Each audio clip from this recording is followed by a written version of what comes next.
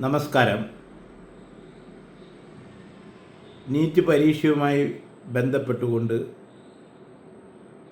രൂപീകൃതമായ CJP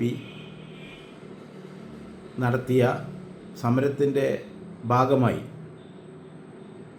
NEET പരീക്ഷയുമായിട്ട് യാതൊരു മാറ്റവും ഒരു ക്രമീകരണത്തിലും ഒരു ചേഞ്ചൊന്നും ഉണ്ടായിട്ടില്ലെങ്കിലും ആ വകുപ്പ് മന്ത്രിയെ രാജിവെപ്പിക്കാൻ കഴിഞ്ഞു എന്നത് ഒരു സംതൃപ്തി ആ സമരക്കാർക്ക് ഉണ്ടാക്കിയിട്ടുണ്ട് എന്നത് സത്യം തന്നെയാണ്. പക്ഷേ ആ സംവിധാനത്തിൽ ഇതുവരെ പരീക്ഷ മെയ് 3 നടത്തി, ചോദ്യപേപ്പർ ചോർന്നു എന്ന് കണ്ടപ്പോൾ മെയ് 12 തന്നെ ആ പരീക്ഷ റദ്ദാക്കി, വീണ്ടും പരീക്ഷ നടത്തി, അതിൻ്റെ റിസൾട്ട് വന്നു, ഇപ്പോൾ കൗൺസിലിംഗ് നടത്തി അതിൻ്റെ അഡ്മിഷൻ നടക്കുന്നു. പരീക്ഷയുടെ റിസൾട്ട് വരുമ്പോൾ, മാർക്ക് കുറയുമ്പോൾ മാനസികമായി തളരുന്നവർ കാലങ്ങളായിട്ട് ആത്മഹത്യ ചെയ്യാറുണ്ട്. പരീക്ഷ വിഷമമാകുമ്പോഴും പലരും ആത്മഹത്യ ചെയ്യാറുണ്ട്. അത്തരത്തിലുള്ള സംഭവങ്ങൾ ഈ സമരവുമായി കൂട്ടിക്കുഴച്ച് വലിയ തരത്തിൽ അത് വൈകാരികമാക്കി വലിയ സംഭവമാക്കി ഈ CJP ഭാരവാഹികൾക്ക് മുതലെടുക്കാൻ കഴിഞ്ഞു എന്നുള്ളത് സത്യം തന്നെയാണ്. രാജ്യത്ത് കലാപമുണ്ടാവാൻ വേണ്ടി നടക്കുന്ന മാളത്തിലിരിക്കുന്നവർ ഇത് ഒരു ലാക്കാക്കി ഈ CJPയുടെ ഒപ്പം അവർ പോലും അറിയാതെ കൂടിയിട്ട് രാജ്യത്ത് കലാപമുണ്ടാക്കാൻ ശ്രമിച്ചു. സത്യത്തിൽ കേന്ദ്ര സർക്കാരിന് ചിന്തിക്കാനേ സമയമില്ലാത്ത വിഷയങ്ങളാണിതൊക്കെ. എന്നാൽ പോലും അതിൻ്റെ പ്രാധാന്യം മനസ്സിലാക്കിക്കൊണ്ട് തന്നെ ആ വകുപ്പ് മന്ത്രി രാജിവെച്ചു. ഈ വകുപ്പ് മന്ത്രി രാജിവെച്ച് വേറെ വകുപ്പ് മന്ത്രി വരുന്നു. എന്താ ഇതിൽ അവർക്ക് കിട്ടുന്ന സാറ്റിസ്ഫാക്ഷൻ എന്ന് ആർക്കും ഒരു എത്തും പിടിയുമില്ലാത്ത കാര്യമാണ്. അവർക്ക് തന്നെ അറിയില്ല എന്താണ് ഇതുകൊണ്ട് അവർക്കുണ്ടായ മാനസിക സംതൃപ്തി. ആ മന്ത്രി രാജിവെച്ചു. അദ്ദേഹത്തിനെ കാട്ടിയും കഴിവുള്ള ആളാണോ പുതിയ ആളെന്ന് പോലും അവർക്കറിയില്ല. പോട്ടെ, മന്ത്രി രാജിവെച്ചു. ഇപ്പോൾ അവർ പുതിയ ആവശ്യമാണ് പറഞ്ഞിരിക്കുന്നത്. അതാണ് അത്ഭുതപ്പെടുത്തുന്നത്. അതായത് ജന്തർ മന്ദറിൽ ലഹളയുണ്ടാക്കി അവർ തന്നെ പറയുന്നു അവിടെ കാറ് തല്ലി തകർത്തതും ഒക്കെ തന്നെ ഞങ്ങളല്ല, അവിടെ തള്ളിക്കയറി വന്നവരാണ് ചെയ്തത് എന്ന് ഈ ദീപ് കെ തുടങ്ങിയ നേതാക്കൾ പറയുന്നുണ്ട്. അപ്പോൾ ഈ തള്ളിക്കയറി വന്നവരാരാണ്? അവരെക്കുറിച്ച് ആരാണ് അന്വേഷിക്കേണ്ടത്? അവരെവിടുന്ന് വന്നു? അവരുടെ ഉദ്ദേശം എന്താണ്? ഇതൊക്കെ പഠിക്കാതെ സർക്കാരിന് വെറുതെ ഇരിക്കാൻ പറ്റില്ലല്ലോ. നിങ്ങൾ നീറ്റ് പരീക്ഷയല്ല ഒരു രാജ്യത്തിൻ്റെ ഭരണം, ഒരു രാജ്യത്തിൻ്റെ സെക്യൂരിറ്റി. ഒരു നീറ്റ് പരീക്ഷയല്ല. ഈ നീറ്റ് പരീക്ഷ ഒന്നുമല്ല ദീപ് കെ, മനസ്സിലാക്കിക്കോ. നീറ്റ് പരീക്ഷയല്ല ഒരു രാജ്യത്തിൻ്റെ പ്രശ്നം. നീറ്റ് പരീക്ഷ ഒരു സംഭവമാക്കി ഇവിടുത്തെ രക്ഷിതാക്കൾ വെച്ചു എന്ന് മാത്രം. ഈ നീറ്റ് പരീക്ഷ കഴിഞ്ഞ് MBBS കഴിഞ്ഞിട്ട് ആ കോഴ്സും കഴിഞ്ഞ് പുറത്തു വരുന്ന കുട്ടികളുടെ ഇന്നത്തെ അവസ്ഥ കേട്ടാൽ ഈ ദീപ് കെക്ക് അറിയില്ല. അതിനെക്കാട്ടി നന്നായി, അതായത് അതിനെക്കാട്ടി മോശമായിട്ടാണ് പഠിക്കുന്ന എൻജിനീയറിങ് കഴിഞ്ഞവർ, IIT പഠിച്ച് വന്നവർ പെട്ടെന്ന് സെറ്റിലാവാണ് ജീവിതം. എന്നിട്ട് നീറ്റ് പരീക്ഷ രാജ്യത്തിൻ്റെ വലിയൊരു സംഭവമാക്കിയിട്ട് എവിടെയോ ഇരിക്കുന്ന ഒരുത്തൻ ഇവിടെ കലാപമുണ്ടാക്കി. എന്നാലും സർക്കാർ വളരെ ഭംഗിയായിട്ട് അത് കൈകാര്യം ചെയ്തിട്ടുണ്ട്. ഇപ്പോൾ വീണ്ടും ഒരാവശ്യം പറഞ്ഞിരിക്കുക. എന്താ ആവശ്യം? ഈ സമരത്തിനെ സപ്പോർട്ട് ചെയ്യാൻ വേണ്ടിയിട്ട് രാജ്യത്തിൻ്റെ പല സംസ്ഥാനങ്ങളിലും ഇതുമാതിരി വിവരമില്ലാത്ത വിദ്യാർത്ഥികൾ റോട്ടിലിറങ്ങി കലാപങ്ങൾ ഉണ്ടാക്കിയിട്ടുണ്ട് പല ഭാഗത്തും. ഉദാഹരണം, നമ്മൾ മലയാളികളാണ്. കേരളത്തിൽ 2-3 സ്ഥലത്ത് കലാപം ഉണ്ടാക്കി. അവിടെയൊക്കെ പോലീസ് പലരുടെയും പേരിൽ കേസ് എടുത്തിട്ടുണ്ട്. ഇതുപോലെ തന്നെ ഗുജറാത്തിലും ബീഹാറിലും ആസാമിലും ഒക്കെ തന്നെ കലാപങ്ങൾ ഉണ്ടായിട്ടുണ്ട്. അവിടെയൊക്കെ പോലീസ് കേസെടുത്തിട്ടുണ്ട്. ഇവരോട് അവിടെ കലാപം നടത്താൻ ആരാണ് ആഹ്വാനം ചെയ്തത്? ആരാണ് പബ്ലിക്കായിട്ട് നാശനഷ്ടങ്ങൾ ഉണ്ടാക്കാൻ അവരോട് പറഞ്ഞത്? എന്നിട്ട് ദീപ് കെ വീണ്ടും ചെന്നിരിക്കുക. ആ കേസുകളെല്ലാം പിൻവലിക്കണം. എവിടത്തെ ന്യായമാണോ ഈ പറയുന്നത്? രാജ്യത്ത് കലാപമുണ്ടാക്കുന്നവരുടെ കേസുകൾ പിൻവലിക്കാൻ പറയാൻ നീ ആരാണ്? നീ നിന്റെ പൗരത്വം അല്ലെങ്കിൽ നിന്റെ ആ ഗൂഢത പുറത്ത് പറയണം അന്വേഷണ ഉദ്യോഗസ്ഥന്മാരുടെ. അല്ലെങ്കിൽ നീ എന്തിന് രാജ്യത്തിൻ്റെ പല ഭാഗത്തും കലാപങ്ങൾ ഉണ്ടായിട്ട് പോലീസ് കേസെടുക്കുമ്പോൾ അതൊക്കെ പിൻവലിക്കണമെന്ന് പറയാൻ നീ ആരാണ്? നോക്കൂ, കേരളം ഭരിക്കുന്നത് BJP പോലുമല്ല. അവിടെ 2-3 സ്ഥലത്ത്, അതായത് മഹാരാജാസ് കോളേജിൻ്റെ പരിസരത്ത്, അങ്ങനെ പല സ്ഥലത്തും അവർ പോലീസുമായി ഏറ്റുമുട്ടി പോലീസ് കേസെടുത്തു. ആ കേസുകൾ പിൻവലിക്കണം എന്ന് പറയാ ആരാണിവൻ? അതാണ് എനിക്ക് മനസ്സിലാവാത്ത. ആരാണിവൻ ഈ കേസ് പിൻവലിക്കണമെന്ന് പറയാ? ഓക്കെ, അവിടെ ആ ജന്തർ മന്ദിറിൽ ആ ദിവസം ഉണ്ടായ കേസുകൾ വേണമെങ്കിൽ ചർച്ചയിൽ പറയാം. അല്ലാത്ത കേസുകൾ പിൻവലിക്കാൻ പറയാൻ ഇവൻ ആരാണ്? ഇവനെ ശരിയായി കൊണ്ടുപോയി ചോദ്യം ചെയ്യുക തന്നെ വേണം. ഇവൻ രാജ്യത്ത് പ്രശ്നം ഉണ്ടാക്കാനായിട്ട് വന്നിരിക്കുകയാണ്, ഒരു സംശയവും വേണ്ട. ഇനി ഇതിനോട് ബന്ധപ്പെട്ടുകൊണ്ട് ഇന്ന് വേറൊരു ന്യൂസ് കാണാണ്. CJP കഴിഞ്ഞു, ഇനിയിപ്പോൾ EJP. എന്താണ് EJP? EJPക്കാർ പറയുന്നത് CJPയുടെ വിജയം. എന്ത് CJPയുടെ വിജയം? CJP എന്തിനു വിജയിച്ചു? ഇപ്പോൾ ഈ കൊല്ലത്തെ നീറ്റ് പരീക്ഷാ പ്രശ്നങ്ങൾ ഇപ്പോൾ തീർന്നു. ഇനി അടുത്ത കൊല്ലം വരുന്നുണ്ട് വീണ്ടും നീറ്റ് പരീക്ഷ. ഈ നീറ്റ് പരീക്ഷയുടെ ചോദ്യപേപ്പർ ചോർന്നിരുന്നത് ഇന്നും ഇന്നലെയും ഒന്നുമല്ല, 10-20 കൊല്ലമായിട്ട്. എന്ന് തുടങ്ങിയോ അന്ന് മുതൽ ഇവിടെയുണ്ട്. അത് നീറ്റ് പരീക്ഷ മാത്രമല്ല, ഇവിടുത്തെ സംവിധാനത്തിലെ എല്ലാ പരീക്ഷാ പേപ്പറുകളും ഇവിടെ ചോർന്നിട്ടുണ്ട്. ആരാണിത് ചോർത്തുന്നത്? അതിനു മുന്നേ പറയണമല്ലോ, ഈ നീറ്റ് പരീക്ഷയുടെ ചോദ്യപേപ്പർ എവിടെ ചോർന്നത്? ജാർഖണ്ഡ് എന്ന സംസ്ഥാനത്ത്. ആരാ അവിടെ ഭരിക്കുന്നത്? BJP ആണോ? അവിടെ കോൺഗ്രസും ഈ ഇന്ത്യ മുന്നണിയാണ് ഭരിക്കുന്നത്. അവിടെ പോയിട്ട് അവനെ ലഹളണ്ടാക്കാൻ വയ്യ. കേന്ദ്രത്തിൻ്റെ തലയ്ക്ക് വന്ന് കയറുക, ജന്തർ ബന്ദിൽ വന്നിട്ട്. അത് കേന്ദ്രം ഒന്ന് ജാഗ്രത എടുത്തില്ല. അതാണ് ഈ പ്രശ്നം ഇത്രയ്ക്കും. അതെ, അവിടെ നിൽക്കാൻ പാടാൻ സമ്മതിക്കില്ലായിരുന്നു ഇവന്മാരെ. എന്തൊരു വൃത്തികേടായി പറയുന്നത്. രാജ്യത്തിൻ്റെ പല ഭാഗത്ത് ഇതിൻ്റെ പേരും പറഞ്ഞ് കലാപം ഉണ്ടാക്കിയവരുടെ പേരിൽ കേസെടുത്തത് മുഴുവൻ പിൻവലിക്കണമെന്ന്. ഇവൻ ആരാ? ഇനി വേറൊരു കാര്യം, ഇവൻ്റെ വിജയമാണ് എന്ന് പറഞ്ഞ് ഇപ്പോൾ EJP ഉണ്ടാക്കിയിരിക്കുകയാണ്. എന്നിട്ട് EJPയുടെ ഇതേമാതിരി ഒരു സോഷ്യൽ മീഡിയ സൈറ്റൊക്കെ ഉണ്ടാക്കി അതിലും ലൈക്സും ഒക്കെ തുടങ്ങി വെച്ചിട്ടുണ്ട്. അവരെന്താ പറയുന്നത്? ഞങ്ങളുടെ പ്രാഥമിക അവകാശമാണ് ഒറിജിനൽ ക്രൂഡ് ഓയിൽ ഞങ്ങൾക്ക് ഉപയോഗിക്കണം. നിങ്ങൾ പറയുന്നത് അങ്ങനെ അവരുടെ ഒരു പൗരൻ്റെ അവകാശം വരെയാണ് സംസാരിക്കുന്നത്. ഈ പൗരൻ്റെ അവകാശം എന്ന് പറയുന്നത് ജനാധിപത്യ രീതിയിൽ ഇവിടെ ഭരണം നടത്തുന്നവർ പറയുന്നത് അനുസരിക്കുക എന്നതാണെന്ന് ആദ്യം അവർ മനസ്സിലാക്കുക. ഭരണം ചെയ്യുന്നവർ വൃത്തികേട് ചെയ്യുന്നുണ്ടെങ്കിൽ അതിന് പ്രതികരിച്ചോ, അടുത്ത ഇലക്ഷൻ വരുമ്പോഴും പ്രതികരിച്ചോ. അല്ലാത്ത വേറെ പണിക്ക് പോയാൽ നിങ്ങൾക്ക് തന്നെയായിരിക്കും പണി കിട്ടുക. അത് രാജ്യ താല്പര്യത്തിനെതിരെയായിട്ട് മാറും, ഒരു കലാപമായി മാറും. ഇവിടെ പൗരത്വ ബില്ല് വന്നപ്പോൾ ഓർക്കുന്നുണ്ടല്ലോ നിങ്ങളെല്ലാവരും. എന്താണ്ടായത്? ഇവിടെ കലാപം അഴിച്ചു വിട്ടു. ആരാണ് അതിന് നേതൃത്വം കൊടുത്തതെന്നൊക്കെ നിങ്ങൾക്ക് എല്ലാവർക്കും അറിയാം.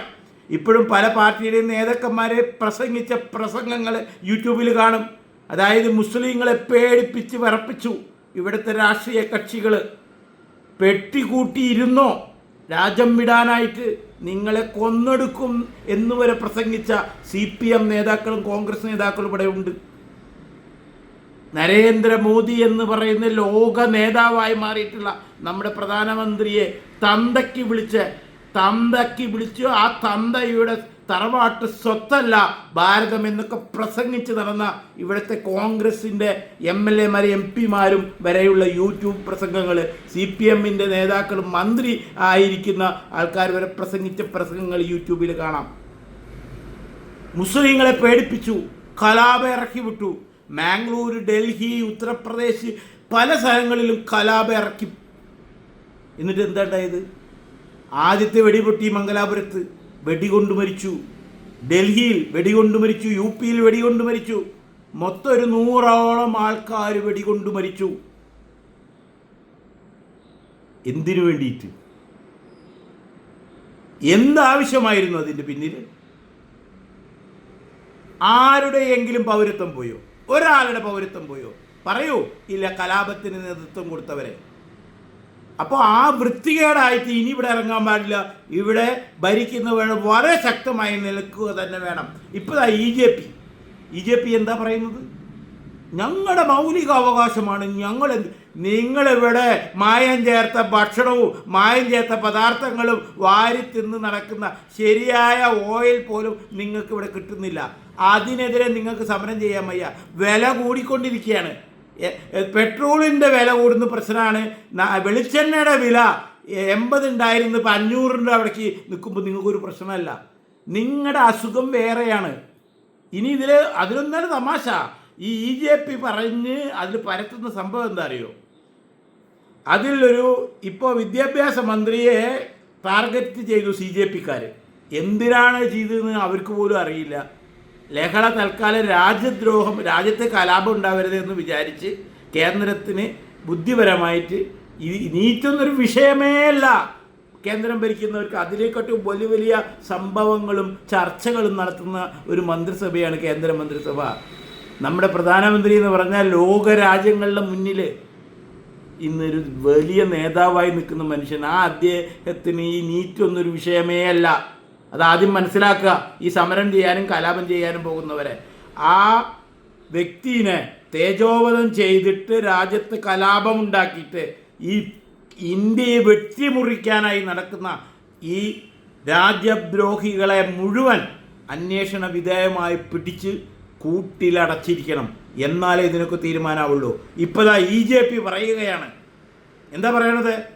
ഈ പെട്രോളിൽ നമ്മുടെ പ്രധാന ഇൻകം, ഇന്ത്യയുടെ പ്രധാന നമ്മുടെ മണി നമ്മൾക്ക് പുറത്തേക്ക് പോകുന്ന 2 കാര്യത്തിലാണ്. ഒന്ന് ക്രൂഡ് ഓയിൽ വാങ്ങിയിട്ട്, 2 സ്വർണം വാങ്ങിയിട്ട്.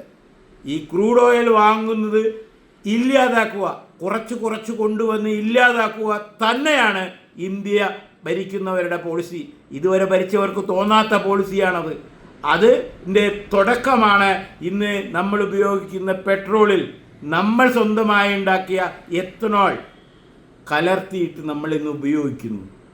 എന്തോടോ എനിക്ക് പ്രശ്നം? എന്തെങ്കിലും പ്രശ്നം ഉണ്ടെങ്കിൽ അത് പറയും, അത് പോട്ടെ. പ്രശ്നമല്ല ഇവിടെ പ്രശ്നം. ഞങ്ങൾക്ക് സ്വന്തമായിട്ട് കറക്റ്റായിട്ടുള്ള ക്രൂഡ് ഓയിൽ കുടിക്കാൻ വേണമെന്ന്. അതല്ലേ ഇപ്പം നിങ്ങൾ പറയണത്? എന്ത് ന്യായമുണ്ടോ ഇതിനൊക്കെ? എന്നിട്ട് കേന്ദ്ര ഗതാഗത വകുപ്പ് മന്ത്രി നിതിൻ ഗഡ്കരിയെ അതിൽ വലിച്ചിഴയ്ക്കുന്നു. അദ്ദേഹത്തിൻ്റെ കുടുംബത്തിനെ അതിലേക്ക് വലിച്ചിഴയ്ക്കുന്നു. എന്ത് പറഞ്ഞിട്ട്? അദ്ദേഹത്തിൻ്റെ 2 മക്കൾക്ക് എത്തനോൾ ഫാക്ടറി ഉണ്ട്. ആ ഫാക്ടറിയിലുണ്ടാക്കുന്ന എത്തനോളാണ് ഇതിലൊഴിച്ച് ഇവിടെ തരുന്നത്. കോടികൾ കുടുംബം ഉണ്ടാക്കുന്നു, നിതിൻ ഗഡ്കരി ഉണ്ടാക്കുന്നു. ഇതൊക്കെയാണ് അവരിപ്പോൾ പറയുന്നത്. അപ്പോൾ ടാർഗറ്റഡ് എത്തനോൾ ഗഡ്കരി എന്ന് പറഞ്ഞിട്ട് അവർ ടാർഗറ്റ് ചെയ്തിരിക്കുന്നത്. ഒരു കാര്യം മനസ്സിലാക്കിക്കോ, നിതിൻ ഗഡ്കരി 12 കൊല്ലം കൊണ്ട് ഇന്ത്യയുടെ മുഖച്ഛായ തന്നെ റോഡ് വികസനത്തിൻ്റെ ഭാഗമായിട്ട്, റോഡ് ബ്രിഡ്ജ് വികസനത്തിൻ്റെ ഭാഗമായിട്ട് അദ്ദേഹം ലോകത്തിന് തന്നെ ഞെട്ടിപ്പിച്ചുകൊണ്ട് ചെയ്തിട്ടുണ്ടെങ്കിൽ അത് കൈകാര്യം ചെയ്യാനുള്ള കഴിവും ആ മന്ത്രി നിതിൻ ഗഡ്കരിക്കുണ്ട്. നിങ്ങൾ നുണ പറയുമ്പോൾ കണ്ണും കെട്ടി കണ്ണും മൂടി ഇരിക്കുന്ന മനുഷ്യനല്ല. നിങ്ങൾക്ക് വിവരമില്ല. ഈ പെട്രോൾ യൂസ്, പെട്രോളിൻ്റെ എത്തനോൾ കലർത്തുന്ന കാര്യങ്ങളും ചർച്ചകളൊക്കെ ചെയ്യുന്നത് ഗതാഗത മന്ത്രിയല്ല, നിതിൻ ഗഡ്കരി അല്ല എന്ന് ആദ്യം നിങ്ങൾ മനസ്സിലാക്കുക. ഇവിടെ പെട്രോളിയം വകുപ്പ് മന്ത്രി തന്നെ വേറെയാണ്. അദ്ദേഹത്തിന് ഒരു വാക്ക് പോലും പറയാതെ ഈ നാടിനു വേണ്ടിയിട്ട് ഒരു രാഷ്ട്രീയവും നോക്കാതെ എല്ലാ സംസ്ഥാനത്തും ഒരുപോലെ ഗതാഗത ത്തിൻ്റെ പാത തുറന്നു കൊടുക്കുന്ന ഒരു നല്ല മനുഷ്യന് കരിവാരി തേക്കാൻ വേണ്ടി ഇറങ്ങിത്തിരിച്ചിരിക്കുന്ന ഈ വൃത്തികെട്ട ജന്തുക്കളായ CJPയുടെ വേറെ രൂപമായ EJPക്കാരോട് പറയുന്നു, കേന്ദ്ര പെട്രോളിയം വകുപ്പ് മന്ത്രി ഹർദീപ് സിംഗ് പുരിയാണ്, മനസ്സിലാക്കിക്കോ. അദ്ദേഹമാണ് പെട്രോൾ എത്ര വാങ്ങണം, എത്ര ഇവിടെ അതിൻ്റെ ഉപയോഗം കുറയ്ക്കണം, അതിൽ മിക്സ് ചെയ്യേണ്ട കാര്യങ്ങളൊക്കെ ആ വകുപ്പാണ് ചർച്ച ചെയ്യുന്നത്. അതിൻ്റെ സഹമന്ത്രിയാണ് കേരളത്തിൽ നിന്നുള്ള സുരേഷ് ഗോപി. അത് മനസ്സിലാക്കിക്കോ. അല്ലാതെ വിവരമില്ലാതെ അറിവില്ലാതെ ഒന്നും അറിയാതിരിക്കുന്ന ഒരു നല്ല മനുഷ്യനെ ചളിവാരി എറിയാൻ ശ്രമിച്ചാൽ അതിനുള്ള തക്കതായ ശിക്ഷ ഓരോരുത്തരും കിട്ടും. ഇത് നീറ്റ് പരീക്ഷയോട് കളിച്ച കളിയാവില്ല, അതും കർശനമായി നിൽക്കായിരുന്നു. പിന്നെ ഇവിടെയുള്ള ജനങ്ങളെ പറ്റിച്ച് ജീവിക്കുന്ന സിനിമാക്കാരും എന്താ പറയില്ലേ അവതാരകർ എല്ലാവരും അതിൻ്റെ പിന്നാലെ കൂടി, എന്നിട്ട് അനാവശ്യമായിട്ടൊരു സമരമാക്കി, എന്നിട്ട് ഒരു വിദ്യാഭ്യാസ മന്ത്രി രാജിവെച്ചു. എന്താ ഇപ്പം ഉണ്ടായത്? അതുകൊണ്ട് അടുത്ത കൊല്ലം വീണ്ടും നീറ്റ് പരീക്ഷ ഔട്ടായാൽ എന്ത് ചെയ്യാൻ പറ്റും? ഇത് ഇന്നും ഇന്നലെയും തുടങ്ങിയതൊന്നല്ല. ഇന്ത്യയിൽ ഈ പരീക്ഷാ സംവിധാനങ്ങളിൽ ഈ പ്രശ്നം കുറേ കാലങ്ങളായിട്ടുണ്ട്. ഇതിനെതിരെ ശക്തമായിട്ട് നിലപാടുകളും ശിക്ഷകളും അറസ്റ്റും നടത്തിയിട്ടുണ്ടെങ്കിൽ അത് ഈ 12 കൊല്ലത്തെ ഉണ്ടായിട്ടുള്ളൂ. ഇപ്പോഴും കേരളത്തിൽ PSC പരീക്ഷ ചോർന്നിട്ടുണ്ട്, ഈ പറയുന്ന ജാർഖണ്ഡിൽ ചോർന്നിട്ടുണ്ട്, ഈ കോൺഗ്രസ് ഭരിക്കുന്ന കർണാടകത്തിൽ ചോർന്നിട്ടുണ്ട്. ഇതൊക്കെ ആരാ ചെയ്യുന്നത് എന്നുള്ളത് അതിൻ്റെ അറസ്റ്റുകളും കാര്യങ്ങളും നടക്കുമ്പോൾ നമുക്ക് ആലോചിച്ചാൽ അറിയാം.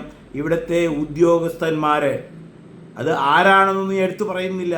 അത് പിടിക്കുമ്പോൾ അവരെ വെറുതെ വിടുന്ന സ്വഭാവം BJP ഭരണത്തിന് ഇല്ല എന്ന് മനസ്സിലാക്കിക്കോ. എന്തു തന്നെയായാലും നിതിൻ ഗഡ്കരിയെ അനാവശ്യമായി വലിച്ചിഴച്ചതിൻ്റെ ഭാഗമായിട്ട് അദ്ദേഹം മുൻകൂറായിട്ട് ബോംബെ ഹൈക്കോർട്ടിൻ്റെ അനുമതി തേടിയിട്ടുണ്ട്. അത് കാരണം അദ്ദേഹത്തിന് അനാവശ്യമായിട്ട് സോഷ്യൽ മീഡിയയിൽ വലിച്ചിഴച്ച് ഈ പെട്രോളിൽ എത്തനോൾ കലർത്തുന്ന സംഭവങ്ങളൊക്കെ പറഞ്ഞ് അദ്ദേഹത്തിന് കുടുംബത്തിനെയും അതിന് വലിച്ചഴച്ച ഓരോരുത്തരെയും ചോദ്യം ചെയ്യപ്പെടും, കോടതിയിൽ കൊണ്ടുപോയി എന്നതിന് യാതൊരു സംശയവും വേണ്ട. ഇത് നീറ്റ് പരീക്ഷയുടെ കാര്യത്തിൽ അന്ന് ചെയ്യേണ്ടതായിരുന്നു, അത് ചെയ്തില്ല. അത് കാരണം സത്യത്തിൽ കേന്ദ്ര സർക്കാർ, നമ്മുടെ പ്രധാനമന്ത്രി ആയാലും ആഭ്യന്തരമന്ത്രി ആയാലും രാജ്യരക്ഷാ മന്ത്രി ആയാലും ഫിനാൻസ് മിനിസ്റ്റർ ആരായാലും അവർക്ക് സമയമില്ല ഈ ചെറിയ കാര്യങ്ങൾ അന്വേഷിക്കാൻ. അതിലും വലിയ ഇൻ്റർനാഷണൽ കാര്യങ്ങളും അതിൻ്റെ ചർച്ചകളും. കാരണം ലോകത്ത് തന്നെ കലാപങ്ങളും പ്രശ്നങ്ങളും യുദ്ധങ്ങളും നടക്കുകയാണ്. അതിൽ നിന്നെല്ലാം വേറിട്ട് നിന്നുകൊണ്ട് കുതിക്കണം ഇന്ത്യക്ക്. അത് ചിന്തിച്ചിരിക്കുമ്പോഴാണ് ഇന്ത്യയുടെ ഉള്ളിൽ തന്നെ അനാവശ്യമായ വിഷയങ്ങൾ പറഞ്ഞ് ഇന്ത്യയുടെ മുഖച്ഛായ കെടുത്താൻ നോക്കുന്ന ഈ രാജ്യദ്രോഹികൾ രാജ്യത്തിന് ആപത്ത് തന്നെയാണ്.